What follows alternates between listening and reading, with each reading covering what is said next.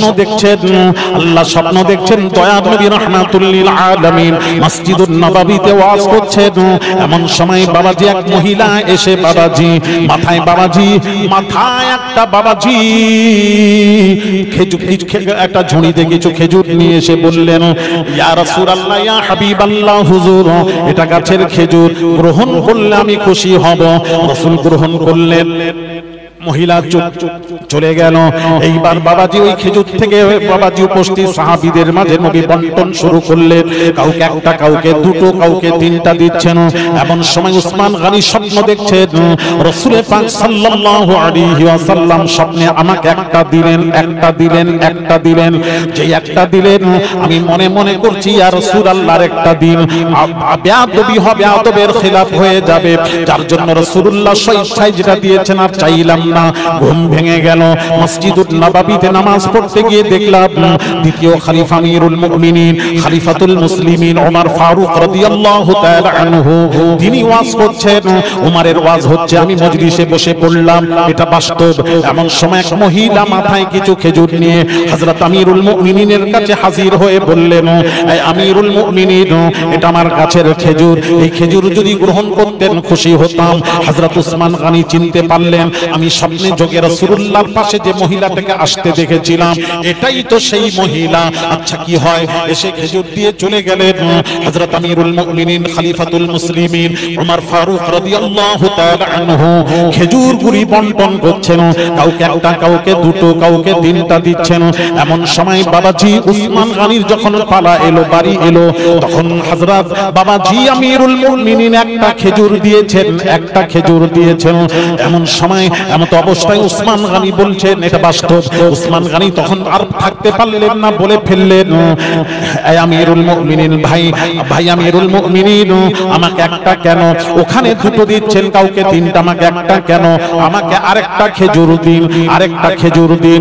যেই বলেছেন উসমান গনি, যেই বলেছেন, হযরত আমিরুল মুমিনিন খলিফাতুল মুসলিমিন ওমর ফারুক রাদিয়াল্লাহু তাআলা আনহু তিনি বলেছিলেন, ইয়া রাসূল, তিনি বলেছিলেন, এই উসমান গনি শোনো, রাসূল পাক সাল্লাল্লাহু আলাইহি ওয়াসাল্লাম তোমাকে যদি দুইটি খেজুর দিতেন, আমিও উমর তোমাকে দুইটি খেজুর দিতাম। যেহেতু রাসূল একটা খেজুর দিয়েছেন, আমি উমর তোমাকে দুইটি খেজুর দিতে পারিনি। জোরে জোরে বলুন। বুঝতে পারেননি বোধ হয় আমার কথা? হ্যাঁ, নবী একটা স্বপ্নে দিয়েছিলেন, হযরত উসমান গনি বলছেন, উমর যখন বাঁচছেন একটা দিয়েছেন, উসমান গনি বলছেন, ভাই উমর, উনি তো স্বপ্ন কাউকে বলেন, উমরকেও বলেন, যেই একটা দিয়েছেন, তখন উসমান গনি বলছেন, ভাই উমর, আমাকে একটা কেন, আরেকটা দেন না। তখন উমর বলেছিলেন, উসমান, গত রাত্রিতে যদি নবীজি তোমাকে স্বপ্নে দুটো খেজুর দিতেন, আমিও তোমাকে দুটো দিতাম। রাসূল যেহেতু একটা দিয়েছেন, আমি যদি দুটো দিই, রাসূলুল্লাহ মুখালিফাত হবে, রাসূলের বিপরীত হবে। কোন কাজ রাসূলের বিপরীত করলে আল্লাহ গ্রহণ করবেন না। রাসূল ছেড়ে দিয়ে লা ইলাহা ইল্লাল্লাহ মুহাম্মাদুর রাসূলুল্লাহ বলে নেই, বিদআত। সারা শরীরটাই বিদআত, জন্মটাই বিদআত। নবী চিনল না এরা, এটা নবী না চিনার দ্বন্দ্ব। আমি যে কথা বলছিলাম, ভাইরা আমার, বাবাজিরা ও সোনার যুবকেরা, বাবাজিরা শুনুন, আমি যে কথা বলছিলাম, এইবার রাসূল ওইখানে চলে গেলেন, আল্লাহ পরীক্ষা নিচ্ছিলেন, দেখি এরা আল্লাহর দিকে থাকে না, রাসূলের দিকে যায়। এটা পরীক্ষা নেওয়ার জন্য নামাজের মধ্যে নবীকে ঘুরিয়ে দিলেন, কিবলা পরিবর্তন করে দিলেন। বলছিলাম, আরে কথা বলেন না, বলছিলাম, এমন সময় বাবাজি, ও সোনার যুবকেরা, বাবাজিরা, মা বোনেরা, এমন সময় বাবাজি সঙ্গে সঙ্গেই সাহাবীরা রাসূলুল্লাহর পেছনে ঘুরে দাঁড়িয়ে গেলেন। আল্লাহ বললেন, বেঁচে গেল ঈমান, আমার দিকে থাকলে শেষ, নবীর দিকে ঘোরার কারণে ঈমান বেঁচে গেল। জোরে বলুন। আসসালাম। পরীক্ষায় পাস, আল্লাহর কাছে পাস হয়ে গেছে। আসসালামু আলাইকুম ওয়া রাহমাতুল্লাহ, আসসালামু আলাইকুম ওয়া রাহমাতুল্লাহ। সালাম ফিরিয়ে নামাজ সমাপ্ত করে নবীজি বললেন, এই উমর, নবীজি বললেন, এই সাহাবীরা, কিবলা পরিবর্তনের কোন ঘোষণা দিয়েছি না ইয়া রাসূলুল্লাহ? দেননি। তাহলে কিবলা তো ওটাই, এদিকে ঘুরলে কেন? তখন সাহাবীরা বললেন, ইয়া রাসূলুল্লাহ, কাবা কিবলা বুঝি না, আপনি ওই দিকে মুখ করে নামাজ পড়তেন, আমরাও পড়ছিলাম, আপনি যখন ঘুরে গেছেন আমরা কাবা কিবলা কিছুই বুঝি না, আমরা কাবা নবী মুহাম্মদুর রাসূলুল্লাহ বুঝি। কাবা যখন ঘুরে গেছে আমরাও ঘুরে গেছি, আমরা কিচ্ছু বুঝি না, হ্যাঁ, আমরা কাবা বুঝি। তাহলে সেই কাবাকে হ্যাঁ কি মানে ভায়া করব? আমি এটা রাজি নই। এই জন্য আমি আগে মদিনায় যাই, আসার সময় মক্কাকে ভায়া করে উমরা করে বাড়ি ফিরি।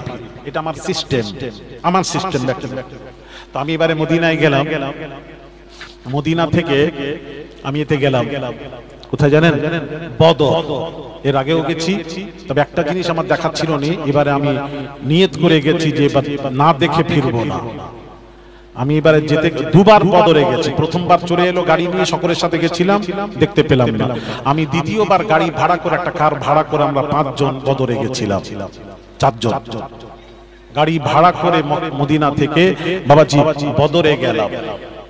ইসলামের প্রথম যুদ্ধ বদর, ইসলামের প্রথম যুদ্ধ বদর। রাসূলের সাথে আছেন 313 আর কাফেররা আছেন 1000। কেমন করে নবী যুদ্ধ করবেন? আমার দিকে তাকান একটু মা বোনেরা। ওখানে একটি মসজিদ আছে, আল্লাহ গেলে কখনো যাবেন, হাজী সাহেব দেখেছেন, মসজিদে নামাজ পড়ে দোয়া করলে 100% দোয়া মঞ্জুর হয়। নবীজি ওই মসজিদে বসে আল্লাহর কাছে দোয়া চাচ্ছেন, আল্লাহ 313 কে নিয়ে ওই 1000-এর সাথে কেমন করে যুদ্ধ করব?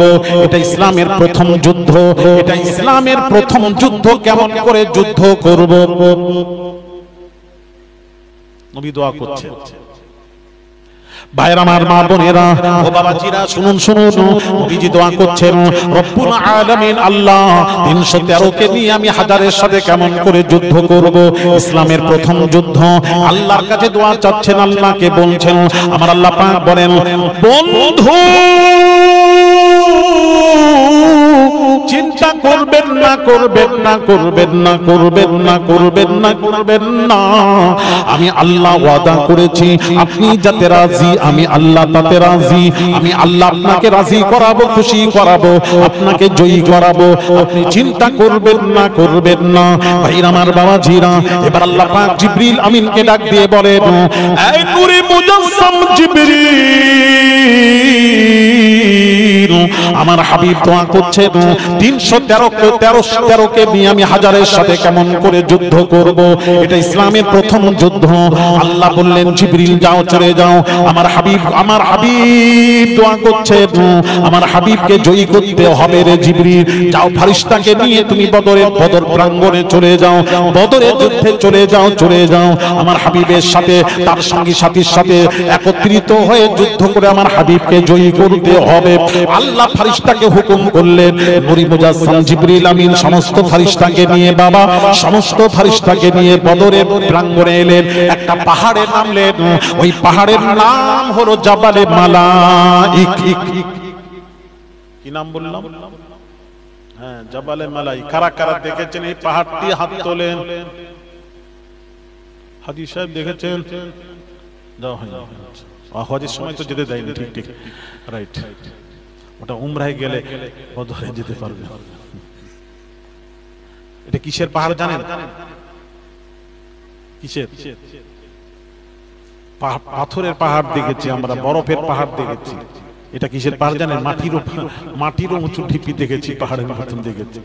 আর এটা হচ্ছে বালির পাহাড়, পুরোটা বালি। আল্লাহ যদি কখনো নিয়ে যাবেন বদরে গেলে একটু বলবেন যে জাবালে মালাইক পাহাড় যাব। জাবালে মালাইক, জাবাল মানে পাহাড়, মালাইক মানে ফেরেশতা ওই পাহাড়ে নাজিল হয়েছিলেন, যার জন্য ওই পাহাড়ের নাম হয়ে গেল জাবালে মালাইক। পুরো বালির পাহাড়। আমি পুরো কাছে গিয়ে একদম ওখানে গিয়ে বালিও নিয়ে এসেছি বাবাজি সাথে, দেখেছি পুরো বালি, পুরো বালি।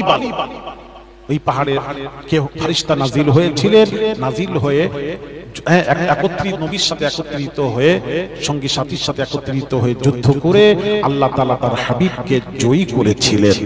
জোরে বলেন না সুবহানাল্লাহ। ভাইরা আমার বাবাজিরা, দয়ার নবী রাহমাতুল লিল আলামিনের জয় যখন হয়ে গেল, বাবা হয়ে গেল, দয়ার নবী রাহমাতুল লিল আলামিন নামাজে দাঁড়িয়ে গেলেন। আল্লাহু আকবার, আমার দিকে তাকান, আল্লাহু আকবার। নবীজি নামাজে দাঁড়িয়ে গেছেন, ফেরেশতা নূরে মুজাসসাম জিবরিল আমিন চলে গেলেন। এমন সময় বাবাজি নবীজি নামাজ সালাম ফিরিয়ে নামাজ সমাপ্ত করলেন। আসসালামু আলাইকুম ওয়া রাহমাতুল্লাহ, আসসালামু আলাইকুম ওয়া রাহমাতুল্লাহ, সালাম ফিরিয়ে নামাজ সমাপ্ত করলেন। যেই নামাজ শেষ হয়ে গেল, ভালো করে ওয়াজ শুনলেন, নবীজির পেছনে যে সাহাবী দাঁড়িয়ে ছিলেন, নবীজির পেছনে যে সাহাবী আরজ করলেন, ইয়া রাসূলুল্লাহ, ইয়া হাবিবাল্লাহ, হুজুর আপনি নামাজে হাসছিলেন কেন? হাসার কারণটা জানতে চাই।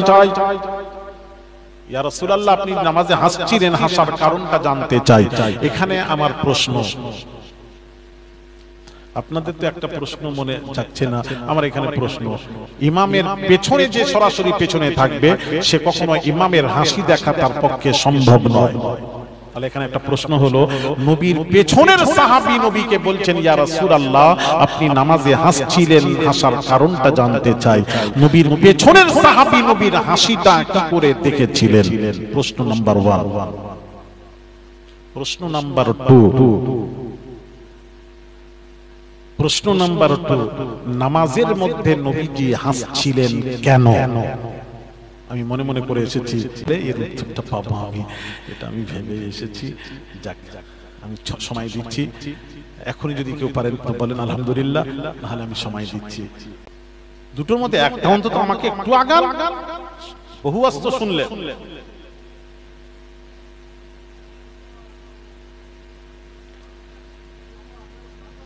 আরে না, শুনে জানবো। আপনি বলছেন না, আমি বলছি আপনি তো আলেম নয়, আপনি শুনে তো ওয়াজ নসিহত বিভিন্ন জায়গায় শুনছেন, 10টা শুনলে, 20টা শুনলে, 100টা শুনলেই তো অনেক কিছু পাবে।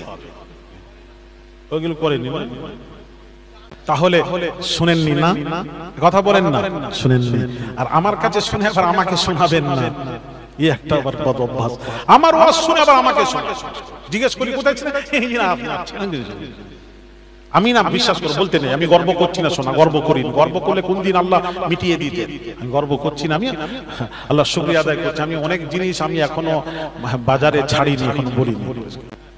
অনেক জিনিস আমি ছাড়িনি, বাজারে ছাড়িনি, কিছু মনে করবেন না। আমি খালি দেখতে চাই আমার আগে কে বলে, একটু দেখি না। আর তো আলেমের অভাব নেই, সমস্ত কথা বলছে, আলেমের অভাব নেই। বাংলাদেশে গিয়ে বলি আলেমের অভাব নেই। ভাইরা আমার, বাবাজিরা, সোনার যুবকেরা, বাবাজিরা শুনুন, সব কিছু আছে, আপনাকে খুঁজতে হবে, তালাশ করতে হবে। বাবা পড়াশোনা করুন, গভীরে যান, তলদেশে যান। আগে বাবাজি বড় বড় ওই জালায় পানি রাখা হতো, মাটির জালা, আমরা জালা বলতাম, আপনারা কি বলেন? বড় আগে মাটির জালা, বড় বড় ড্রামের মতো বড় বড় হতো। ওই জালার ভেতরে একটা লোটা মানে বদনা পড়ে গেছে। ওই বাড়ির এক মহিলা, বৃদ্ধা মহিলা বলছে, বাবা আমার লোটাটা পড়ে গেছে, বাবা একটু তুলে দে না। সে কি করেছে, জালায় হাত দিয়ে বলছে, বুড়িমা তোমার জালার তলাই নেই। বুঝবেন, সে কি বললো, জালার তলা নেই। ব্যাখ্যাটা ভুল বলেছে বাবাজি, তলা নেই নয়, তলা পর্যন্ত তার হাত যায় না। সে তো বলবে আমার হাত যাচ্ছে না, বুড়িমা তোমার লোটা তুলবো কি করে, এটাই তো ব্যাখ্যা। ও না করে কি বললো, ও বুড়িমা তোমার জালার তলাই নেই, তলা নেই নয়, তলা পর্যন্ত হাত পৌঁছায় না। গভীরে সমুদ্রের তলদেশে যান, তবে মতি পাবে। কি গো বাবা, কথা ঠিক কিনা? ভাইরা আমার, বাবাজিরা, ও সোনার যুবকেরা, আমার বোনেরা একটু শুনবেন, বাবাজিরা শুনবেন। আল্লাহর নবী, দয়ার নবী, রাহমাতুল লিল আলামিন, আল্লাহর নবী নামাজে দাঁড়িয়ে ছিলেন জিবরিল আমিন চলে গেলেন আল্লাহর কাছে চলে গেলেন বাবা আমার দিকে তাকান আল্লাহর কাছে চলে গেলেন আল্লাহ তাআলা আসমানের দরওয়াজা বন্ধ করে দিয়েছেন সমস্ত দরওয়াজা বন্ধ করে আল্লাহ পাক বলেছিলেন এই নূরে মুজাসসাম জিবরিল আসার সময় আমার হাবিবের অনুমতি নিয়ে এসেছো আসার সময় আমার হাবিবের পারমিশন নিয়ে এসেছো আমার আসার সময় আমার হাবিবের ইজাজত নিয়ে এসেছো হযরত নূরে মুজাসসাম জিবরিল আমিন বলেছিলেন না আল্লাহ আসার সময় তুমি তোমার যে কাজে পাঠিয়েছিলে তোমার নবীর জয় হয়ে গেছে আমাদের কাজ সমাপ্ত কাজ শেষ আমরা চলে এসেছি আসার সময় তোমার নবীকে নামাজ পড়তে দেখে চলে এসেছি বলিনি অনুমতি না নিয়ে চলে এসেছি আমার আল্লাহ পাক ডাক দিয়ে বলেন জিবরিল ও নূরে মুজাসসাম জিবরিল আমার হাবিবের পারমিশন ছাড়া আমার হাবিবের অনুমতি ছাড়া আমি আল্লাহ আজকের আসমানের দরওয়াজা খুলছি না খুলবো না আরো জোরে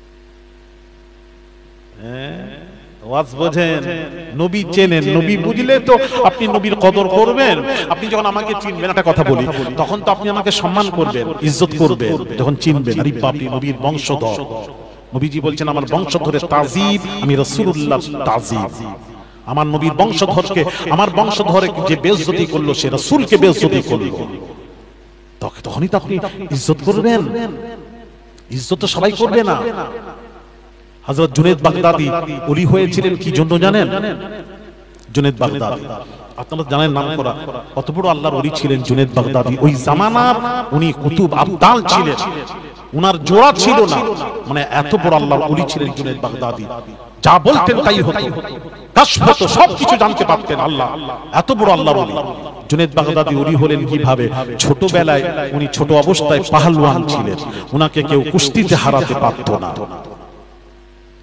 বাদশা ঘোষণা দিল আমার জুনায়েদকে যে কুস্তিতে হারিয়ে দেবে তাকে আমি 1000 টাকা পুরস্কার দেব সেই সময় এখন একটা যুবক ছেলে চিঠি লিখলো বাদশা জাপানা আমি জুনায়েদের সাথে কুস্তি লড়ব বাদশা ছেলেটিকে ডেকে তার অবস্থা দেখে শরীর থেকে বলল বাবা বড় বড় পাহলওয়ান পারে না তুই এই শরীর নিয়ে তুই পারবি না বাবা হ্যাঁ তোকে এক পটকানে শেষ করে দে সে বলল শেষ করবে না করবে ময়দানে হবে দেখা যাক ময়দানে নামার পর সে বোঝা যাবে কে কাকে পটকায় ময়দানে শুরু হয়ে গেল কুস্তি শুরু হয়ে গেল বহু শ্রোতা হাজার হাজার মানুষ দেখছে জুনায়েদ বাগদাদির সাথে কুস্তি করার জন্য কে পাহলওয়ান এসেছে একটু দেখি সবাই গিয়ে দেখছে আফসোস করছে এই বাবা তুই পারবি না কেন মরতে এসেছিস দস্তাদস্তি শুরু হলো এমন সময় বাবাজি মা বোনেরা শুনবেন এমন সময় বাবাজি ওই রোগা পাতলা ছেলেটি জুনায়েদ বাগদাদিকে ফেলে বুকের উপর চড়ে বসলো লোকেরা বলল এই কুস্তি মানবো না আদৌ এটা হতে পারে না কেমন করে হলো হতে পারে এটা মানবো না আবার বাদশার হুকুম মোতাবেক দ্বিতীয়বার আবার কুস্তি শুরু হলো আবার দেখা যাচ্ছে রোগা পাতলা ছেলেটি দস্তাদস্তি করতে করতে জুনায়েদ বাগদাদিকে ফেলে বুকের উপর চড়ে বসলো লোকেরা বলল এই কুস্তি মানবো না তৃতীয়বার এটাই লাস্ট ভাইরা আমার বাবাজিরা এইবার বাবাজি তৃতীয়বার জুনায়েদ বাগদাদির সাথে কুস্তি লড়তে ওই রোগা পাতলা ছেলেটি জুনায়েদ বাগদাদিকে ফেলে বুকের উপর চড়ে বসলো ভাইরা আমার বাবাজিরা বাদশা পুরস্কার দিয়ে দিল জুনায়েদ বাগদাদি চলে গেলেন বাবাজি ওই রোগা পাতলা ছেলেটি চলে গেল বাবা বাদশা জুনায়েদ বাগদাদিকে ডেকে বলেছিলেন ও বাবা জুনায়েদ আমি জানতে চাই রোগা পাতলা ছেলেটির কাছে একবার নয় দুইবার নয় তিনবার হেরে গেলে তার কারণ জানতে চাই জুনায়েদ বাগদাদি বলেছিলেন জাপানা যতদিন কুস্তি লড়াবেন আমি তার কাছে হারা ছাড়া কখনো জিতবো না কারণ জানতে চাই জুনায়েদ বাগদাদি বলেছিলেন বাদশা গো আমি যখন তার হাতটা ধরেছিলাম আমি এক পটকানে তাকে শেষ করে দিতাম সে আস্তে করে মুখটা কানের কাছে নিয়ে এসে বলল ও জুনায়েদ গো আমি তোমার সাথে কুস্তিতে পারবো না তবে জুনায়েদ গো আমার একটা পরিচয় আছে পরিচয়টা নাও আমি হলাম নবীর বংশধর আমি হলাম আহলে বাইত বংশধর, নবীর আওলাদে রাসূল, আমি নবীর বংশধর কখনো হারাম খায় না। আমি 3 দিন হালাল রুজি না পেয়ে তোমার সাথে মোকাবেলার জন্য জুনেদ এসেছি রে জুনেদ, ওই মোকাবেলা করতে এসেছি। তুমি যদি আমাকে বুকের উপর নিয়ে হার স্বীকার করে যদি টাকাটা দেওয়াতে পারো, হালাল ভক্ষণ করতে পারবো। নবীর বংশধর হালাল ভক্ষণ করবে দিকে তাকিয়ে, তুমি আমাকে হালাল রুজির ব্যবস্থাটা করে দাও। এই কথা যখন পরিচয়টা শুনলাম নবীর বংশধর জুনেদ বাগদাদি বলছেন, জাপানা বাদশা শুনুন, ওই রাসূলের বংশধর নবীজি বলেছেন, আমার বংশধরের তাজিম করলো সে, আমি রাসূলুল্লাহ তাজিম করলো। আমার বংশের যে বাবাজি বেয়াদবি করলো সে রাসূলুল্লাহর সাথে বেয়াদবি করলো, সুতরাং আমি তাকে ফেলে বুকের উপর বসা মানে রাসূলুল্লাহর বুকের উপর বসার সমান হয়ে যাবে। জাপানা বাদশা শুনুন, ওই নবীর বংশধরের সাথে যতদিন বেঁচে থাকবো, আপনি কুস্তি যদি লড়ান, আমি হারা ছাড়া নবীর বংশধরের কাছে হারা ছাড়া জিতবো না। ও বাবাজিরা, মা বোনেরা, ওই রাত্রিতে জুনেদ বাগদাদি স্বপ্ন দেখছেন। দয়ার নবী রাহমাতুল লিল আলামিন স্বপ্নে হাজির হয়ে বলেছিলেন, ও জুনেদ গো, আমার নবীর বংশধরের তাজিম করার কারণে আমি রাসূলুল্লাহ সন্তুষ্ট, আমি রাসূলুল্লাহ সন্তুষ্ট। ভাইরা আমার, বাবাজিরা, আমি রাসূলুল্লাহ সন্তুষ্ট, আমি রাসূলুল্লাহ সন্তুষ্ট। ভাইরা আমার, বাবাজিরা, আল্লাহর নবী স্বপ্নে বলছেন, জুনেদ গো, আমার বংশধরের তাজিম করার কারণে আল্লাহ সন্তুষ্ট হয়ে আল্লাহ তাআলা তোমার নামটা ওলির দফতরে লিপিবদ্ধ করে দিয়েছেন। জোরে জোরে বলুন। হ্যাঁ, রডে একটা অ্যাড দেয়, দেখবেন, যে চেনে সেই কেনে, চিনলে তো কিনবেন। আপনি আমাকে ইজ্জত সম্মান কখন করবেন? যখন বুঝবেন নবীর বংশধর। ওরে বাপ রে, কার সাথে বেয়াদবি! চিনলে তো আপনি কদর করবেন, আমার নবীকে চিনলে তো কদর করবেন। আজ এরা নবীকে চিনেছে আমাদের মত, নবীকে চিনেছে আমাদের মত, তাহলে সে নবীর কদর কি করে করবে বলুন? আমার কথা কি বোঝাতে পারছি না? নবীকে বলেছে আমাদের মত। সে কি একজন ব্যাখ্যা করেছে, এক বাংলাদেশের এক বক্তা কি বলেছে জানেন? উনি ওয়াজ করছেন, যতবার জিবরিল আমিন নবীর কাছে এসেছিলেন, এই ওয়াজটা শুনুন, যতবার জিবরিল আমিন নবীর কাছে এসেছিলেন, যতবার মানে প্রত্যেক নবীর কাছে ফেরেশতারা হাজার হাজার বছরে 200, 300, 400 বেশি নয়, কোন নবীর কাছে ফেরেশতা 400 বেশি আসে না। আর আমার আপনার নবী দয়ার নবী রাহমাতুল লিল আলামিনের কাছে 23 বছরে 24,000 বার এসেছে। কোন রিওয়ায়েতে 27,000 বারেরও কথা উল্লেখ আছে, আমি ওটা ছেড়ে দিলাম, নিম্ন 24,000। আমার নবীর ফজিলত কত? 23 বছরে 24,000 বার। কোন নবীর কাছে এত জিবরিল যান। ভাইরা আমার, বাবাজিরা, ওই বক্তা বলেছেন, যতবার রাসূলুল্লাহ জিবরিল আমিন রাসূলের পাক সাল্লাল্লাহু আলাইহি ওয়াসাল্লামের কাছে এসেছেন, যতবার এসেছেন রাসূলুল্লাহর কাছে, যতবার জিবরিল আমিন এসেছেন, এসে কি বলেছিলেন? ইয়া রাসূলুল্লাহ, আপনি মিসওয়াক করুন, আপনি মিসওয়াক করুন, কারণ আপনার মুখ থেকে দুর্গন্ধ বের হয়। জোরে জোরে বলুন। ওই তো সুবহানাল্লাহ বলবে, কি বলবে এবার? এর কি মীমাংসা করব? এটা দুটো গ্রুপ হয়ে গেছে, একটা গ্রুপ বললো নাউজুবিল্লাহ, আর এক গ্রুপ বললো সুবহানাল্লাহ। মানে দুই গ্রুপের লোকজন আছে এখানে।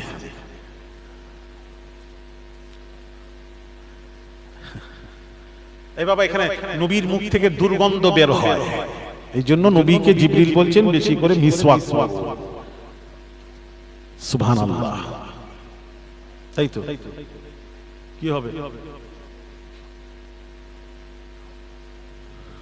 সবাই বলছেন না কি হবে? বড় বক্তা বাংলাদেশ, এবার কি বলবেন বলুন?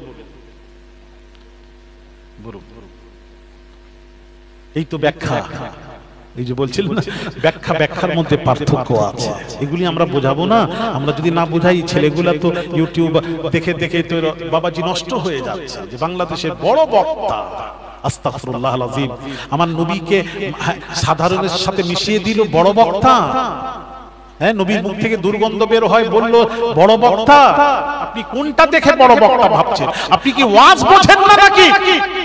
আপনি কি হেলিকপ্টারে উঠে যায় আর যার মানুষ লক্ষ লক্ষ মানুষ হয় এটা দেখে? কি ফরক করে আপনি বলছেন বড়? কোনটা দেখে বড় বলছেন ওরা আমাকে বলতে হবে।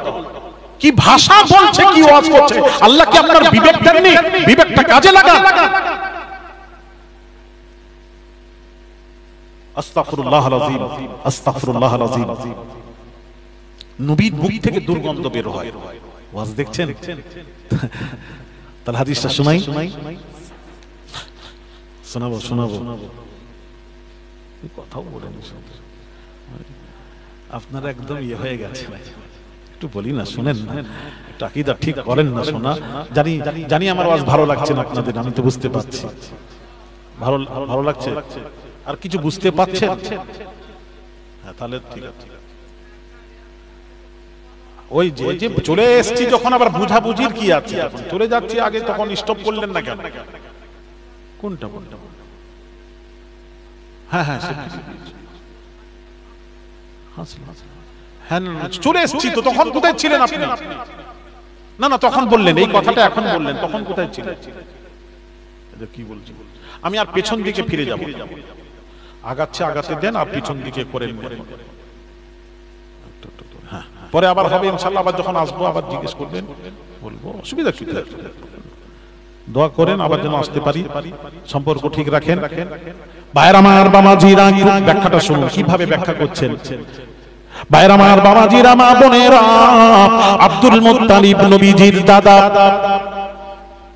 আব্দুল মুত্তালিবের কাছে বাবাজি কিছু মহিলারা নালিশ করলো। কিছু মহিলারা গিয়ে বলল, আব্দুল মুত্তালিব শুনুন শুনুন, আমরা আপনার কাছে নালিশ নিয়ে এসেছি। কার ব্যাপারে? আমিনার ব্যাপারে। কি নালিশ নিয়ে এসেছি? না, আব্দুল্লাহ, আমিনার স্বামী আব্দুল্লাহ ইন্তেকাল করার পর আপনার বৌমা আমিনা এমন এমন সুগন্ধি ব্যবহার করে, আশেপাশে সুগন্ধি ছড়িয়ে পড়ে, এত আতর, কিন্তু দামি দামি আতর ব্যবহার করে। স্বামী চলে গেলে তো এইরকম সুগন্ধি ব্যবহার করতে নেই, আপনার বৌমা আমিনা সুগন্ধি ব্যবহার করে। এই নালিশ নিয়ে এসেছে, একটু বোঝাবেন। এইবার বাবাজি আব্দুল মুত্তালিব বৌমা আমিনাকে ডেকে পাঠান। আমিনা গেছেন, ও বৌমা আমিনা, আমিনা, পাড়ার প্রতিবেশী মহিলারা আমাকে এসে তোমার ব্যাপারে নালিশ করে গেছে। আব্বা জান, শ্বশুর আব্বা কি নালিশ করেছে বলুন? তোমার স্বামী ইন্তেকাল করার পর তুমি সুগন্ধি ব্যবহার করো, দামি দামি আতর ব্যবহার করো, সুগন্ধি ব্যবহার করো। স্বামীর ইন্তেকাল করার পর এই রকম সুগন্ধি ব্যবহার করতে নেই, করতে নেই, করতে নেই, করতে নেই। তখন আমিনা বলেছিলেন, ও শ্বশুর আব্বা শুনুন শুনুন, আল্লাহর কসম করে বলছি আপনার কাছে, আমি আমার স্বামী চলে যাওয়ার পর থেকে আমি কোনো সুগন্ধি ব্যবহার করিনি। তাহলে পাড়ার প্রতিবেশীরা যে বলল তারা ঠিক বলেছে, মিথ্যা বলেনি। তবে শুনুন, ও আমার শ্বশুর আব্বা শুনুন, আমার গর্বে মুহাম্মাদুর রাসূলুল্লাহ আসার পর, আমার গর্বে আপনার নাতি আসার পর, মুহাম্মাদুর রাসূলুল্লাহ সাল্লাল্লাহু আলাইহি ওয়াসাল্লাম আসার পর থেকে আমার শরীর থেকে মুশকে আম্বারের চেয়েও দ্বিগুণ সুগন্ধি বের হতে থাকে। জোরে জোরে বলুন। আমি কোন সুগন্ধি ব্যবহার করিনি, শিশু মুহাম্মাদের ওসিলা আমার শরীর থেকে সুগন্ধি ছড়িয়ে পড়ে। হ্যাঁ, আমি রাস্তা দিয়ে যাই, সুগন্ধি সুগন্ধি ছড়ায়, ছড়াতে থাকে। কে যেন সুগন্ধি ছড়াচ্ছে, রাসূল আসার কারণে। জোরে বলুন। আমি কোন সুগন্ধি ব্যবহার করিনি। হ্যাঁ, রাসূল গর্বে আসার পর যদি তার শরীর থেকে যদি আমিনার সুগন্ধি বের হয় আর নবীজির মুখ থেকে দুর্গন্ধ বের হয়। ও আচ্ছা আচ্ছা, আপনার ফার্স্ট ক্লাস ওয়াচ। কত টাকা পেয়েছে? হ্যাঁ, বাইরামার বাবাজিরা ও মা বোনের একটু শুনবেন, শুনবেন। দয়াত নবী রাহমাতুল্লিল আলামিন একদিন পেশাব করলেন। বাবাজি শামসুল হক মুহাদ্দিস দেহলভী রাহমাতুল্লাহ আলাইহি মাদারিজুন নবুওয়াত কিতাবের মধ্যে লিখছেন হাদিস শরীফ। বাবাজি, বাইরামার বাবা বাবাজিরা আল্লাহর নবী পেশাব করলেন, একটা পাত্রে পেশাব করে রেখে দিলেন, আম্মা জান আয়েশা রেখে দিলেন। সকাল হয়েছে বাবাজি, সকাল হয়েছে। আম্মা জান আয়েশা ওই পাত্রটা খালি দেখতে পেয়ে দাসী উম্মে আইমানকে বলেছিলেন, ও দাসী উম্মে আইমান, এই পাত্রে পেশাব ছিল তুমি জানো? হযরত দাসী উম্মে আইমান থরথর করে কাঁপছেন আর বলছেন, আম্মা জান ওতে তো পেশাব করে জানতাম না। রাত্রিতে আমার পিপাসা লাগলো, আমাকে রাত্রিতে পিপাসা লাগলো। আমি তখন কি করলাম, ওই পাত্রটা দেখলাম পানি রাখা আছে, পাত্রটা নাকের কাছে রাখলাম, মুশকে আম্বারের খুশবু বের হচ্ছিল। আমি ভাবলাম রাসূল পাক সাল্লাল্লাহু আলাইহি ওয়াসাল্লাম বুঝি পানি পান করে রেখে দিয়েছেন। রাসূল পাক সাল্লাল্লাহু আলাইহি ওয়াসাল্লামের লাব মুবারক লেগে পানি খুশবুদার হয়ে গেছে। আমি তাবাররুক মনে করে পান করে নিয়েছি। পেশাব বলে জানতাম না। আল্লাহর নবী যদি জানতে পারে নারাজ হয়ে যাবেন, বেজার হয়ে যাবেন, আমি ধ্বংস হয়ে যাব, বরবাদ হয়ে যাব। আমার নবী নারাজ হয়ে গেলে গোটা দুনিয়া নারাজ হয়ে যাবে। দাসী উম্মে আইমান চোখের পানি ছেড়ে কাঁদতে লাগলেন। আল্লাহর নবীর কাছে সংবাদ পৌঁছালো। আল্লাহর নবী ডাকলেন দাসী উম্মে আইমানকে, ডেকে বলেছিলেন, ও দাসী উম্মে আইমান, শোনো, তুমি আমি রাসূলুল্লাহর পেশাব পান করেছো, আজ থেকে তোমার পেটের বিমার হবে না। আজ জীবনে পেটের বিমার হবে না। আমার পেশাব পান করার কারণে আমি রাসূলুল্লাহ সার্টিফিকেট দিচ্ছি, তোমার উপর জাহান্নামের আগুন হারাম হয়ে জান্নাত ওয়াজিব হয়ে গেছে। জোরে বলুন ভাইরা আমার, বাবাজিরা বর্ণনাকারী রাবী বর্ণনা করেন, ওই দাসী উম্মে আইমানের যত ছাত্রী পর্যন্ত, বংশ পর্যন্ত যত সন্তান হতো, সব সন্তানের শরীর থেকে মুশকে আম্বারের খুশবু বের হতো। জোরে বলুন। আর রাসূলের মুখ থেকে দুর্গন্ধ। বিবেকটা কাজে লাগান। বিবেক মেনে নাই আপনাদের বিবেক কি মেনে নিয়েছে? এটা হতে পারে। সবাই বলছে না, তার মানে সব খেয়ে বসে আছে। আরে বিক্রি হওনি বাপ, আমার হাতে ধরে বলছি, এদিকে এসো না, নবীর পক্ষে থাকো, এদিকে মরবে, ওদিকে জান্নাতে পৌঁছে যাবে। কি করে নবীর মুখ থেকে দুর্গন্ধ বের হয়? হাদিস শরীফে এসেছে জানেন, নবীজি প্রতিদিন ফজরের নামাজ পড়ে, এদিকে তাকান, ফজরের নামাজ পড়ে একদিন বলছেন, চলো সাহাবীরা এইদিকে যাই ঘুরতে। ফজরের নামাজ পড়ে নবী ঘুরতে যেতে, চলো। যে দেখছেন একটা বাড়িতে কিছু লোকজন ভিড়, সাহাবীকে পাঠালেন, যাও তো দেখো তো ওই বাড়িতে ভিড় কেন।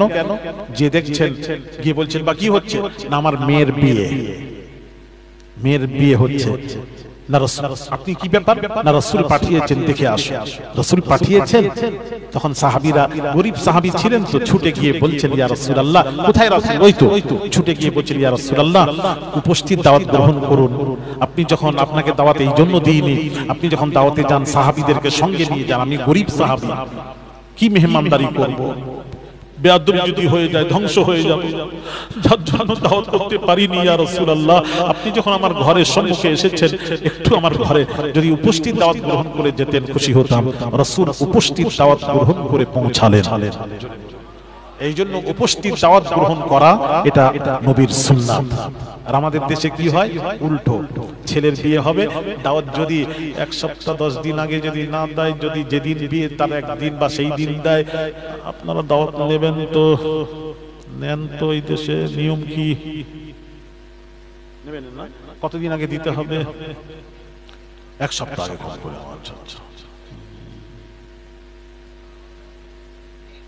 হ্যাঁ,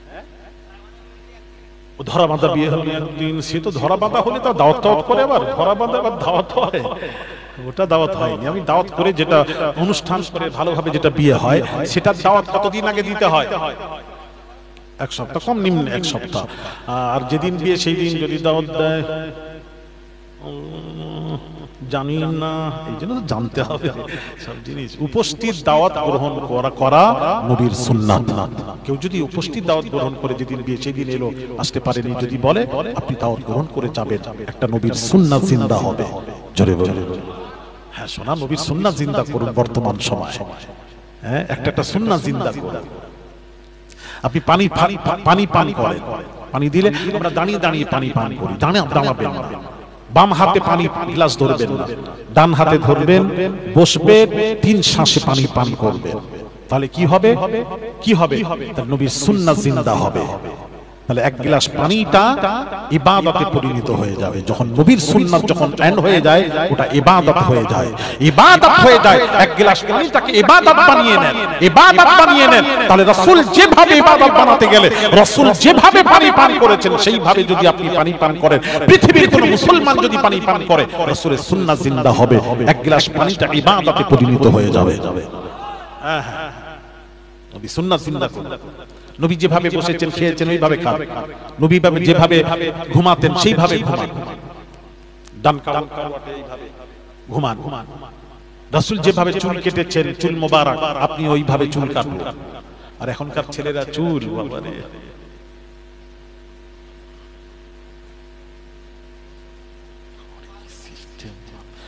আর বাপেরা পয়সা দিচ্ছে, ছেলে কেটে এসছে, বাপেরা। এই তো অবস্থা। আল্লাহু আকবার। মুসলমান মার খাচ্ছি কেন? আমরা নবীর সুন্নাত ছাড়ার কারণে আজ আমরা মার খাচ্ছি। নবীর তরিকা ছেড়ে দিয়েছি, ছেড়ে দিয়ে অন্য তরিকা গ্রহণ করছি। আমরা এই জাতি মার খাওয়ার জাতি নয়, আল্লাহর কসম। আমাদের অবস্থা কি হয়েছে জানেন? আমাদের অবস্থা কি হয়েছে একটু বোঝাই, আপনারা জ্ঞানী মানুষ, একটু বোঝাই, ইঙ্গিত দেব একটু। ওই একটা বাঘ, একটা শিকারী বাঘের বাচ্চা শিকার করে নিয়ে এসেছে। বাঘের বাচ্চা শিকার করে নিয়ে এসে তার বহু ভেড়া ছিল। ভেড়া বোঝেন আপনারা? এলাকায় আছে ভেড়া, ওই দিকটা ওই ভেড়ার দলে ছেড়ে দিয়েছে। ভেড়াও বড় হয়, বাঘটাও বড় হয়। ভেড়ার দলে বাঘটাও মানুষ হচ্ছে, ঘুরে বেড়াচ্ছে, খাচ্ছে। এমন সময় এক জঙ্গলে একটা বাঘ শিকার করতে এসে দেখছে ভেড়াকে শিকার করতে এসে দেখে ভেড়ার দলে বাঘ। এখন এই বাঘটা রহস্য জানার জন্য আশ্চর্য হলো, আরে ভেড়ার দলে বাঘ ঘুরছে কেন? আশ্চর্য ব্যাপার। ভেড়া বাঘকে দেখে ভয় পালাবে, কুল পাবে না, পালিয়ে কুল পাবে না। আর সেই বাঘ ভেড়ার দলে ঘুরছে, নিশ্চয়ই কোনো রহস্য আছে। ওই রহস্যটা জানার জন্য হালুম করে ভেড়ার দলে ঝাঁপিয়ে পড়ে বাঘটাকে গালে করে ধরে নিয়ে এসে বলছে, তুই বাঘ হয়ে ভেড়ার দলে কেন? বলে, না আমি বাঘ নয়, আমি ভেড়া। বুঝবেন? রাস্তা বুঝে নিলে অনেক লাভ আছে। আরে না, তুই ভেড়া নয় বাঘ। বলে, না আমি ভেড়া। কোন রকম বোঝাতে পারে। এই বোঝানোর জন্য বাঘটাকে ধরে নিয়ে একটা কূপের কাছে গেছে। কূপ মানে কুয়ার কাছে। আপনাদের এলাকায় কুয়া টুয়া নেই, আমাদের মেদিনীপুরে আছে, যাবে একটা কুয়া আছে। বালাক শহীদ রহমতুল্লাহ আলাইহি, আল্লাহর ওলি বললেন, এই পানি ওহি রহ যা। বলার সাথে সাথে পানি ওইভাবেই রয়ে গেছে। মাটি থেকে 1.5 হাত নিচে পানি, গভীর হলো 10 ফুট এরকম। 700 বছর হতে চলছে, 700 বছর হতে চললো বাবাজি। প্রতিদিন হাজার হাজার হিন্দু মুসলিম ডিএম এসপি পানি তুলে নিয়ে যাচ্ছে। পানি কমেও না, বর্ষাকালে বাড়েও না। এই কুয়াটা কারা কারা দেখেছেন? হাত তোলে। অনেকেই গেছেন। আমি ঠিক বলছি তো? এই কুয়ার পানি আপনারা কত বছর দেখছেন? কথা বলেন না। কে কবার দেখেছেন বলেন তো? অনেকবার দেখেছেন। তুমি 3 বার দেখেছো। যতবার গেছো কুয়ার পানি কি কতটা বেশি দেখেছো না কমে গেছে দেখেছো না যেমন কে তেমন দেখেছো? ওই যে দড়ি বালতি ওই রকমই আছে। দেখেন, যেমন দেখে আসবে, এগুলো লক্ষ্য করবে, ফলো করবে। সামান্য পানি একটা টর্চ মারবে, এবারে যাবে, টর্চ মেরে দেখবে নিচে পয়সা পড়ে আছে, অনেক পয়সা দেয়, পয়সা পড়ে আছে দেখা যায়। আল্লাহর কসম, 78 বন্যায় আমরা দেখেছি, সব ডুবে গেছে মেদিনীপুরে। ওই কুয়া পানি বাড়ে না, যেমন কে তেমন। কেন? কমেও না, তুললে যে কমবেও না, বর্ষাকালে বাড়েও না। কেন? আল্লাহর ওলি বললেন, ওই পানি ওহি রহ যা, ওখানেই রয়ে যা। আল্লাহর ওলি জবানের কথা হাদিস শরীফে এসেছে, বুখারী শরীফের। নবীজি বলছেন, এমন বান্দা আছে দুনিয়াতে, আল্লাহর বান্দা, মাহবুব বান্দা, প্রিয় বান্দা, তাদেরকে দেখলে আপনি কাছে বসতে দেবেন না, কিন্তু তারা জবান থেকে যা বলে দেয় তাই হয়ে যায়। জোরে বলেন না সুবহানাল্লাহ। আমি আহমদাবাদে জলসায় গেছি। আহমদাবাদে জলসায় গেছি। ওখানে একটা ঘটনা শুনেন। দরগা শাহ আলম, আল্লাহর ওলি দরবারে, উনার অনেক ঘটনা আছে। রাসূল পাক সাল্লাল্লাহু আলাইহি ওয়াসাল্লামের কাছে এসেছিলেন। নবীজির কদমের ছাপ মোবারকটা ওখানে আছে, অনেক কিছু আছে। নবীজি একটা দর্স দিয়েছিলেন, যে গদিতে বসে সে খাটিয়াটা এখনো তোলা আছে, নবী ওই খাটিয়ায় বসে হাদিস শরীফ পড়িয়েছিলেন, দর্স দিয়েছিলেন ওনার পরিবর্তে। হ্যাঁ বাবাজি, অনেক ঘটনা। শাহ আলমের দরবারে গিয়ে উনি রাত্রে তাহাজ্জুদ পড়ার জন্য বের হয়েছেন। প্রতিদিন তাহাজ্জুদ পড়তে, একদিন বের হয়ে হঠাৎ পায়ে, রাত্রিতে অন্ধকার তো, পায়ে ঠোকর লাগলো। ঠোকর লাগতে ওনার খুব জোর লাগতে উনি বললেন, মুখ থেকে বের হয়ে গেল, এটা পাথর না ইট না লোহা না মাটি। 3-4টি শব্দ বলেছিলেন, পাথর না লোহা না ইট না মাটি, এটা কি? এই 4টা কথা বলার পর সকালে উঠে দেখছে আল্লাহর কসম, ওটা পাথরও আছে, পাথরও হয়ে গেছে, ইট হয়ে গেছে, লোহা হয়ে গেছে, মাটিও রয়েছে। ওই একটার মধ্যে সবকিছু জমা আছে, জমা হয়ে গেছে। জোরে জোরে আমার চামড়ার চোখে দেখে, হাত দিয়ে দেখে এসেছে, গল্প শোনা ওই আল্লাহর ওই জবান থেকে বের হয়ে গেছে। এটা কি? লোহা না পাথর না মাটি না আপনার ইট, যেটা 4টা শব্দ বলেছেন, 4টা শব্দ ওখানে আইন হয়ে গেছে। মানুষ দেখে আসছে, গবেষণা করছে পাথরকে নিয়ে। আল্লাহর ওলিদের জবান বাবা কেন হবে না? মান কানা লিল্লাহি কানা আল্লাহু লাহু, যে আল্লাহর হয়ে যায় আল্লাহ তার হয়ে। সৃষ্টি तमाम পৃথিবীর সমস্ত সৃষ্টি বস্তু আল্লাহ তার তাবে করে দেন, সে যা বলে তাই হয়ে যায়। জোরে বলেন না সুবহানাল্লাহ। ভাইরা আমার, বাবাজিরা, হ্যাঁ বাইরামার বাবাজিরা, দয়ার নবী রাহমাতুল লিল আলামিন চলে গেলেন, উপস্থিত দাওয়াত গ্রহণ করে গেলেন। এইবার যাওয়ার পর নবীজি বলছেন, আমি কিছু দিতে পারছি না, শোনো শোনো ও সাহাবী, শোনো শোনো, আস্তে করে বাবা এদিকে তাকান, আমার দিকে তাকান। নবীজির কপাল মোবারকে বাবা ওই ঘাম মোবারক বের হতো দানা দানা, বাবাজি সোনার মতন চকচক করতো, বাবা নদীর মতন চকচক করতো। ওই ঘাম মোবারক বললেন, একটু শিশি নিয়ে এসো। সাহাবী শিশি নিয়ে এলেন। নবীজি বাবাজি হাদিস শরীফ, নবীজি এইভাবে বাবা ওই ঘাম মোবারক নিয়ে শিশিতে দিয়ে বললেন, তোমার জামাইকে এবং তোমার মেয়েকে এই ঘাম মোবারকটা তুমি মাখিয়ে দেবে, বাবা মাখিয়ে দেবে। সুগন্ধি, কোনো সুগন্ধি নেই সেই সময়, গরিব মানুষ সুগন্ধি কিনতে পারতো না, সুগন্ধি কিনতে পারতো না, তোর কিনতে পারতো না। নবীজি দিয়ে বললেন, জামাই আর মেয়ের গায়ে মাখিয়ে দাও। আল্লাহর কসম বাবাজি হাদিস শরীফ, রাসূলুল্লাহ সাল্লাল্লাহু আলাইহি ওয়াসাল্লামের পাসিনা মোবারকে যে খুশবু ছিল, পৃথিবীর আতরে সেই খুশবু ছিল না। এই জন্য কবি বলেছেন, তেরে জান্নাত মে ऐसी খুশবু नहीं, तेरे जन्नत में ऐसी खुशबू नहीं, जो खुशबू नबी के पसीने में है। जोरे जोरे बोलो, পৃথিবীর কোন আতরে সেই খুশবু ছিল না, নবীর ঘাম মোবারকে যে খুশবু ছিল, যে রাসূল পাক সাল্লাল্লাহু আলাইহি ওয়াসাল্লামের ঘাম মোবারকে খুশবু বের হতো, সেই নবীজির মুখ থেকে দুর্গন্ধ। আমি চিন্তা করলাম, দেখি হাদিসটা কি বলেছে, একটু দেখি কি হাদিস বলেছে। আমি একটু দেখলাম হাদিসটা, একটু শোনাবো আপনাদেরকে। উনি কোন হাদিস ভিত্তিক এই ব্যাখ্যা করে মানুষকে বোঝাচ্ছেন। নিশ্চয়ই হাদিস আছে তো, এমনি তো উনি তো আর পাগল নয়, হাদিস বলেছেন। ওটা কি হাদিস? কি হাদিস? এতক্ষণ ঘড়ি দেখিনি, একটু এবার ঘড়ি দেখছি, কিছু মনে করবেন না। ও তো সময় হয়েই গেল, 5 মিনিট। দেখ, আর নয় সময় হয়ে গেছে, আবার পরের ব্যাখ্যা করব। আরো অনেক ব্যাখ্যা আছে, আমি ঠিক মতো বোঝাতে পারলাম না, এখনো সমাপ্ত করতে পারলাম না।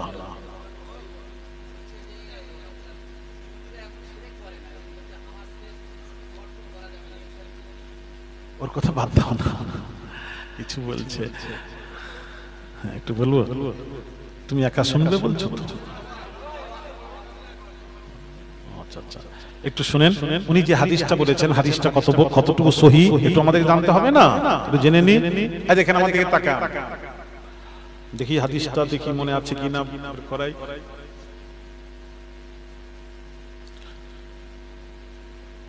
তাসাওয়াকু ইবারত পড়ছি, তাসাওয়াকু ইন্নাস সিওয়াকা মাতহারাতুল লিল ফাম ওয়া মারদাতুল লিররাব, এটা হাদিসের ইবারত।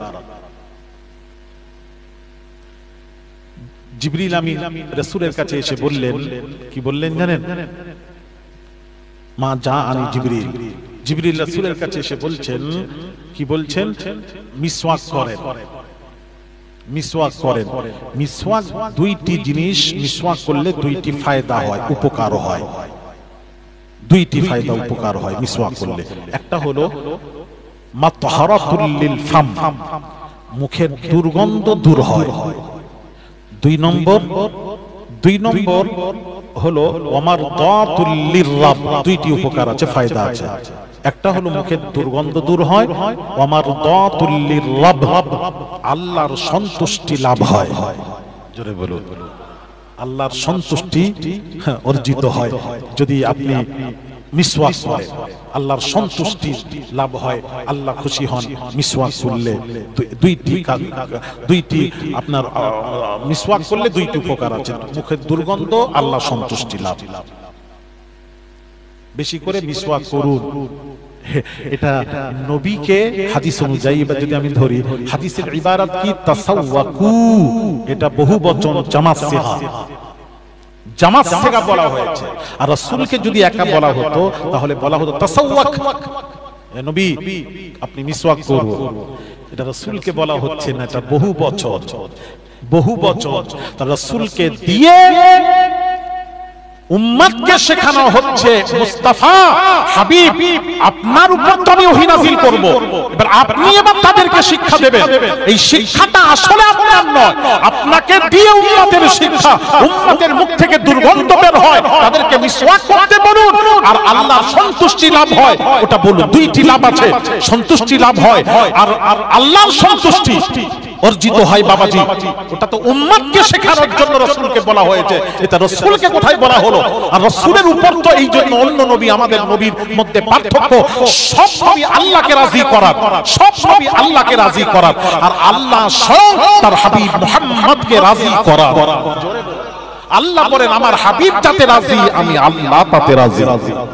হ্যাঁ, আর সেই রাসূলকে কি সন্তুষ্ট করবে? আল্লাহ রাসূলকে সন্তুষ্ট করেন, রাসূলকে আল্লাহকে সন্তুষ্ট করবেন। এই জন্য নবী, অন্য নবী, আমাদের নবীর মধ্যে পার্থক্য আছে। উল্টো পাল্টা ব্যাখ্যা করে মানুষের সমাজে বলে কিভাবে ঈমান লুটছে, দেখছেন? এগুলো ঈমান লুটা হচ্ছে। আমি আপনাদেরকে অনুরোধ করে বলবো, বাবা আজ কাফেরদের সাথে লড়তে গেলে, কথা বলতে ইসলামের দুশমনদের সাথে লড়তে গেলে আমাদেরকে ঈমান দরকার। ঈমান, ঈমানের বলে বলিয়ান হতে হবে। ঈমান যদি না থাকে আপনি তাদের সাথে আপনি করতে পারবেন না, মোকাবেলা করতে পারবেন না। আর আমাদের অবস্থা, ঈমান তো দূরের কথা, ওই বাবাজি ওই ভেড়াকে, বাঘটাকে ধরে নিয়ে এসে কূপের কাছে নিয়ে এসে বলল, কুয়ার কাছে নিয়ে এসে বলল, দেখ তোর মুখ আমার মুখ এক, তোর থাবা আমার থাবা এক, তা তো এক, তাহলে তুই বাঘ, তুই ভেড়া ন, তুই বাঘ। আয় হালুম করে ঝাঁপিয়ে পড়ি, হালুম করে ঝাঁপিয়ে পড়ি, ভেড়া আমাদেরকে দেখে পালিয়ে কুল পাবে না, আমাদেরকে তারা দেখে ভয় করবে। তুই ভেড়ার দলে কেন, তুই বাঘ, বাঘ হয়ে ভেড়ার দলে নয়। আমাদের মুসলমানের অবস্থা, আমাদের অবস্থা তাই হয়েছে। আমরা তাদের সাথে থাকতে থাকতে সব চুলের কাটিং থেকে নিয়ে পায়ের নখ পর্যন্ত সেই প্যান্টু, কালকে দেখছিলাম একটা ছেলের প্যান্টু, জিন্স প্যান্ট পরেছে এতটা, কালকে যেখানে জলসায় গেলাম সিঙ্গুরে, এতটা চেয়ারে। আমি বললাম আল্লাহ কি শিক্ষা, সব দেখা যাচ্ছে হারাম হারাম হারাম। এই জাতি এই ভেড়ার সাথে ঘুরে ঘুরে দেখে দেখে ওই সব, ওই যে হিরো, সব হিরোইন, সব বড় বড় সব চুল কিভাবে কাটছে, সেলুন দোকানে একদম ছাপ দেওয়া আছে, এই কাটিং কাটিং, অমুক কার্টুন, ওই কাটিং কেটে দিন, কোন কার্টুন, শাহরুখ খান কাটিং। কখনো বললো না মুসলমানের ছেলেটা রাসূলের কাটিং, কার্টুন চুল রাসূল যেভাবে কেটেছেন, হায় এই জাতির ভালাই হয় কেমন করে? এই জাতি মার খাচ্ছে না। আমার আব্বা জান বলতেন মুসলমান মার খায় না, এই সব এরাই মার খাচ্ছে। মুসলমানকে কি মারবে? খাজা গরিব নওয়াজকে কত চেষ্টা করেছিল, বলুন না কি করেছিল, মারতে পেরেছিল? জয়পাল জাদুঘর, পৃথ্বীরাজ বাদশা চেষ্টা করেছিল, খাজা গরিব মাইনুদ্দিনকে কত চেষ্টা করেছিল, কত জাদু চালিয়েছিল, কিন্তু হকের সামনে তার জাদু চলে না। সবাই এসে বাতিল্লা মাথা নত করতে বাধ্য হয়েছিল খাজা গরিব নওয়াজের কাছে। লক্ষ লক্ষ 90 লক্ষ মুসলিম ইসলাম কবুল করেছিল। ঈমান, ঈমানের বলে বলিয়ান হতে হবে, ঈমান থাকতে হবে। আমেরিকার পরিকল্পনা যে মুসলমানকে নবীর মুহাব্বত থেকে, ভালোবাসা থেকে, আর ঈমান হলো নবীর প্রেম ভালোবাসা, আদবের নাম হলো ঈমান। ওই ভালোবাসা থেকে দূরে সরানো কি করে সরানো যায়? সরিয়ে দাও, ঈমান থেকে দূরে সরে যাও। এই জন্য আমি আপনাদেরকে বলবো, যদি কামিয়াব হতে চান আর ইহকাল পরকালে শান্তি পেতে চান, তাহলে কি করবেন? কি করবেন? আল্লাহ রাসূল বলেছেন, রাসূল যেটা আল্লাহ বলেছেন, রাসূল যেটা দিয়েছেন গ্রহণ করেন। মা আতাকুমুর রাসূলু ফাখুযুহু ওয়া মা নাহাকুম আনহু ফান্তাহু। রাসূল যেটা দিয়েছেন গ্রহণ করো, রাসূল যেটা নিষেধ করেছেন সেটাকে বর্জন করো। দুটো জিনিস, রাসূলের আদেশ করবে, করে যাবে, মেনে চলবে। রাসূল যেটা নিষেধ করেছেন, জীবনে আমরা মুসলমান ওটা করব না। আমার নবীকে কষ্ট দেব না, ঠিক কিনা জোরে বলেন। কোন নবী? ভাইরা আমার, বাবাজিরা, কিয়ামতের দিন বাবাজি ওই জাহান্নামকে ৭০,০০০ লাগাম লাগানো হবে। ৭০,০০০ ফেরেশতারা জাহান্নামকে টেনে হাসরবাসীর কাছে আনবে। হাসরবাসীরা ওই জাহান্নামের গর্জন শুনে সব বেহুশ হয়ে যাবে। একটা একটা হোশ হবে বাবাজি। নবীরাও হোশে আসবেন, হোশে এসে বলবেন, আদম নবী বলবেন আল্লাহ আমাকে বাঁচান, নূহ নবী বলবেন আল্লাহ আমাকে বাঁচান, হযরত দাউদ নবী বলবেন আল্লাহ আমাকে বাঁচান, সুলাইমান নবী বলবেন আল্লাহ আমাকে বাঁচান,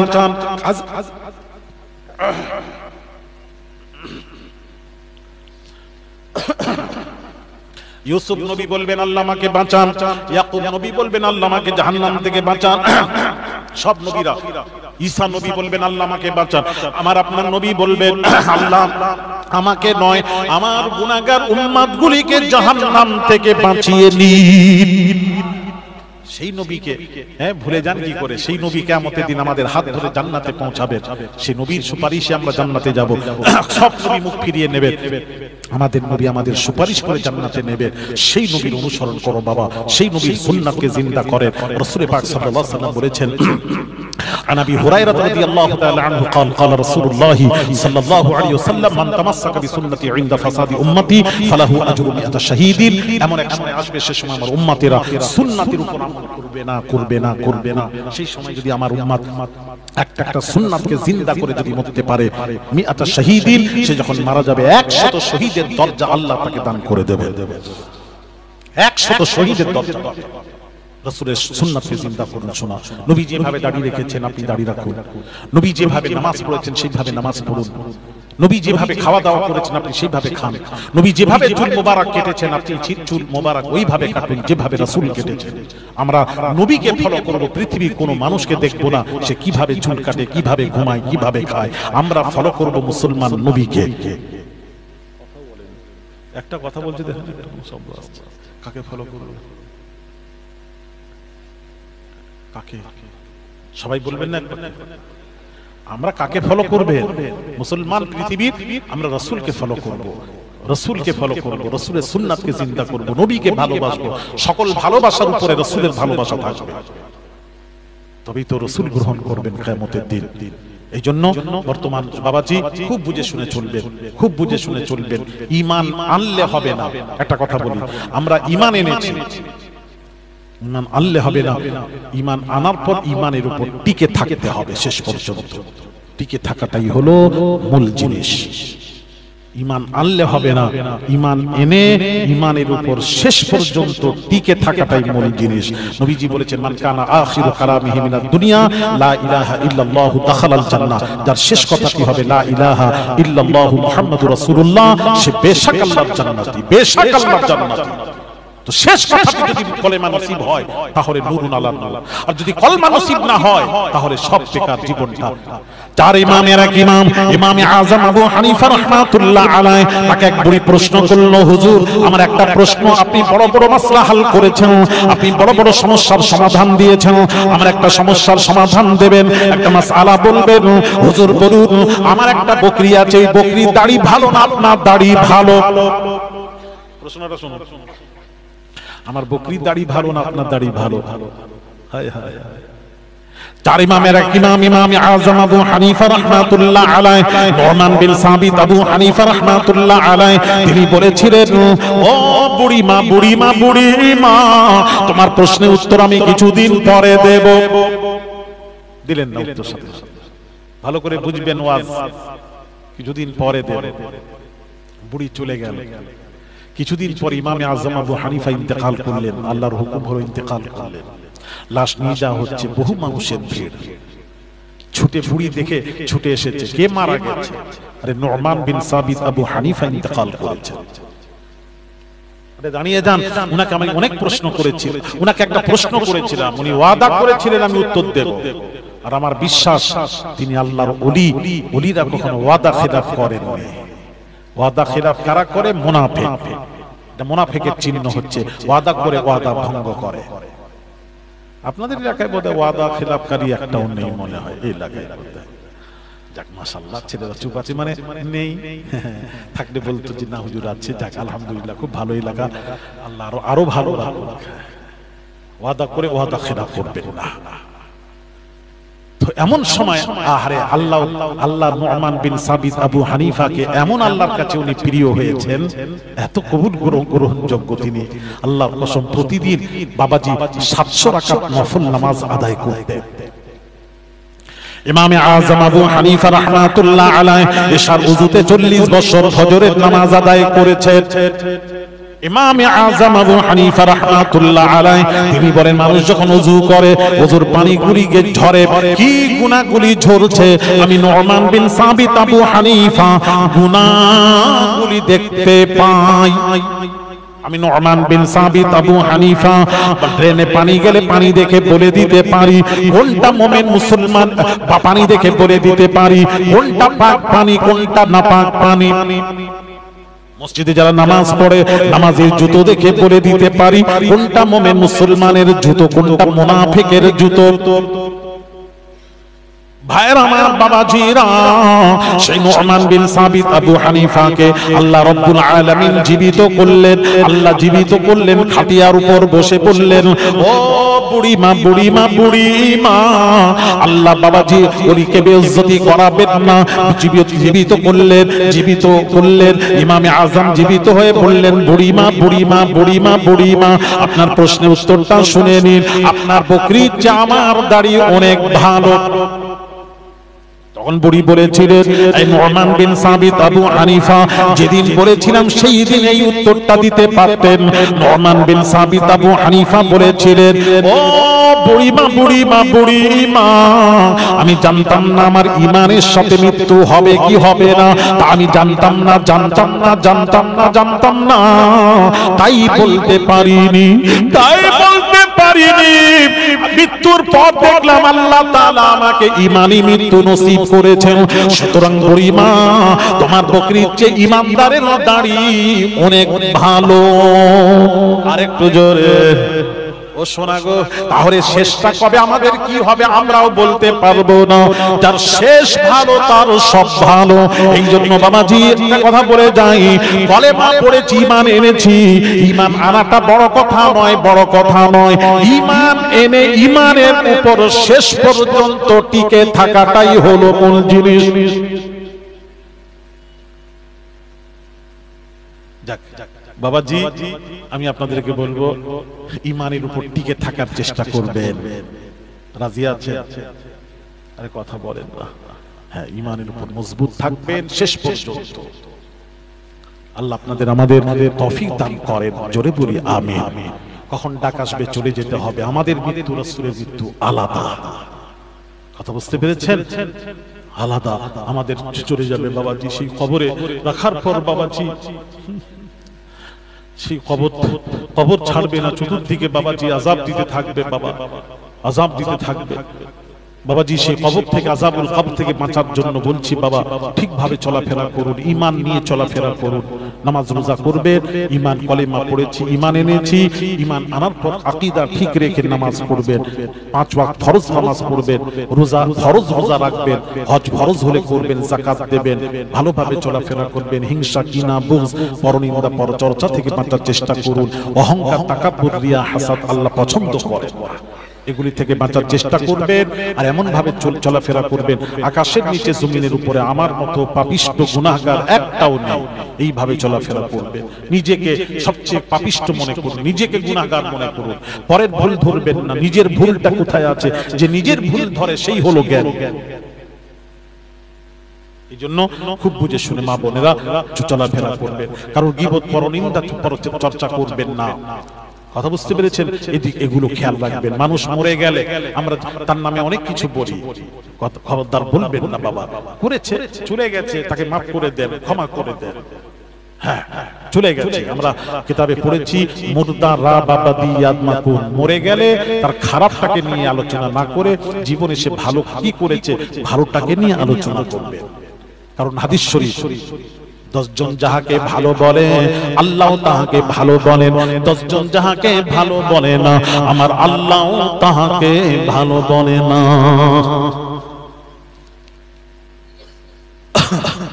ভাইয়ের আমার বাবাজিরা, একজন মারা গেছে, নবীজি সাহাবীদেরকে জিজ্ঞেস করলেন, সাহাবীরা রে যেই ব্যক্তি মারা গেছেন সম্পর্কে তোমরা কার কি জানা আছে বলো।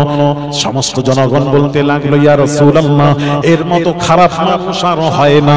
নবীজি শুনে বললেন ওয়াজাবাত, ওয়াজিব হয়ে গেল। ভাইরা আমার বাবাজিরা, আরেকটা মানুষ মারা গেছে, মাইয়ের সম্পর্কে নবীজি জিজ্ঞেস করলেন, সমস্ত সকলেই বললেন ইয়া রাসূলুল্লাহ ইয়া হাবিবাল্লাহ হুজুর এই মানুষের মতো মানুষ আর হয় না, এত ভালো মানুষ, এত ভালো মানুষ। প্রথমটা কি বললো, এত খারাপ মানুষ আর হয় না, এত খারাপ মানুষ হয় না। নবী শুনে বললেন ওয়াজাবাত, ওয়াজিব হয়ে গেল। দ্বিতীয় ব্যক্তির সম্পর্কে নবীজি বললেন এই সম্পর্কে তোমাদের কার কি জানা আছে বলো। সাহাবীরা আরজ করলেন এর মতো ভালো মানুষ আর হয় না। নবীজি শুনে বললেন ওয়াজাবাত, ওয়াজিব হয়ে গেল। সাহাবীরা আরজ করলেন দুই ওয়াজাবাতের মধ্যে পার্থক্য কি? নবীজি বললেন, আল্লাহর নবী বললেন প্রথম মাইয়ের সম্পর্কে তোমরা যখন খারাপ খারাপ বলছিলে আমি রাসূলুল্লাহ দেখছিলাম তোমাদের কথার উপর আল্লাহ ফতোয়া দিয়ে তার উপর জাহান্নাম ওয়াজিব করে দিয়েছেন। আর দ্বিতীয় মাইয়ের সম্পর্কে তোমরা যখন ভালো ভালো বললে তোমাদের সকলের ভালো বলার উপরে আল্লাহ ফতোয়া দিয়ে তার জন্য জান্নাত ওয়াজিব করে দিয়েছেন। এমন কাজ করে যান সকলেই যেন বলে এই লোকটি খুব ভালো মানুষ ছিল, আরে কত ভালো মানুষ চলে গেছে। সকলের মুখ থেকে যেন ভালো ভালো বের হয়, কেননা 10 জন ভালো বললে আমার আল্লাহ তাকে ভালো ভালো দফতরে তার নামটা লিপিবদ্ধ করে দেয়। হ্যাঁ শোনা চলাফেরা করবেন। আশা করি বুঝতে পেরেছেন। আল্লাহ আপনাদের সকলকে আমল করা তৌফিক দান করেন। সকলেই বলি আমিন।